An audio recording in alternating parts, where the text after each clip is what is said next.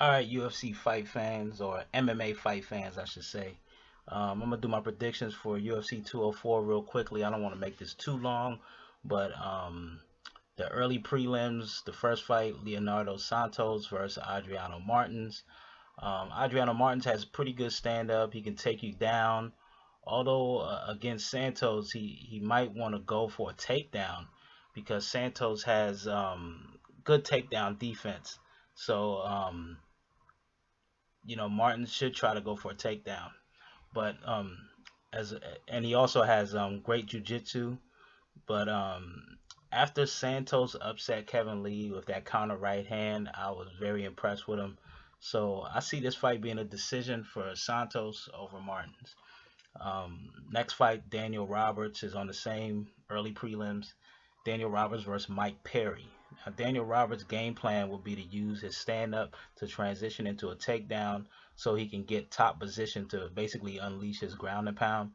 The ground and pound can also set up his transition into a submission for him, which he's pretty good at. Now, Mike Perry, he's an energetic fighter that has power in both hands. He has a lot more skills in his stand up game than it might look. He's not just like swinging for the fences out there. He uses kicks as well as well-timed punches. I like his transitions in and out. He has a little bit of feinting as well. But I feel that Roberts will be able to get the takedown in this fight and win by submission. But if Perry can defend that takedown, this will be a more interesting fight and it gives him a better chance for victory. But I'm gonna go with Roberts. The next fight on the next prelim is Luka Sajewski versus Mark Diakis. I hope I'm pronouncing. I'm probably butchering those names, but Sajewski is a fighter that uses calculated attacks with usually using three-step attacks. He'll come in with like a 1-2 punch and he'll end it with a kick. So he'll do a three-prong attack, like I said, three-step attack. He's at his best when he's coming forward, I believe, and he should do that a lot in this fight, or try to at least. He's virtually ineffective in my opinion moving backwards. He falls into a defensive shell a lot of times when he's going backwards. He'll need to be first in his attacks to go up against Mark Diakis. For this reason, though, I believe the well-rounded martial artist in Diakis will win by TKO. I really like how his fight style is. I believe that he'll be able to impose his will on Sajewski and make him go backwards for most of the fight, and that'll work out for him. Next fight, we got Leon Edwards versus Albert Tumenov, which is a very good fight. Now, Edwards, him being a southpaw, he's very left oriented. He throws a really good straight left hand and likes to go for a lot of left head kicks, high kicks. So I still see Tumenov winning by knockout from a counter right hook. I see him countering, which he does really well. He'll counter and land I see a right hook landing, and he's gonna knock Edwards out. The next fight, Davy Grant versus Damien Stasiak. I really see this fight being a grappling match with a lot of submission attempts. Both of them are decent grapplers, and I think it's going to end up on the ground eventually. If no one can win by submission, this will probably end up going to decision, and I'm going to lean towards Stasiak. The next fight, Brad Pickett versus Uri Alcantara. I really like Brad Pickett as a fighter, the British fighter. He's a decent counter puncher with good timing. He also has the ability to take his opponents down as well. As much as I like Pickett, though, I have to go with Alcantara in this one. I think he has a superior skill set over Pickett. Alcantara will probably win by knockout. Maybe not the first round, but maybe like a second round knockout. Now, the next fight is a very good fight. Mirsad Bektic versus Russell Doan. Bektic has so much potential with a great mixture of speed and extreme power. He has great takedown defense and great timing when he shoots for his takedowns, and he'll pick you up and slam you a la the old Rampage, a young Rampage.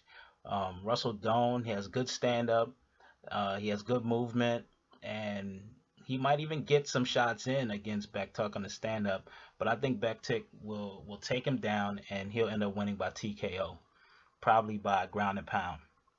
Next fight, Stefan Struve versus Daniel Omelansuk. Now, Daniel Omelansuk will be able to take down Stefan Struve and probably finish him in this fight. I've watched Struve fight for so many years, and if he struggles to hurt Omalansu, which I think he will, I think Omalansu will win by knockout. I think he'll land a right hand on the chin and drop Struve, and that could be it.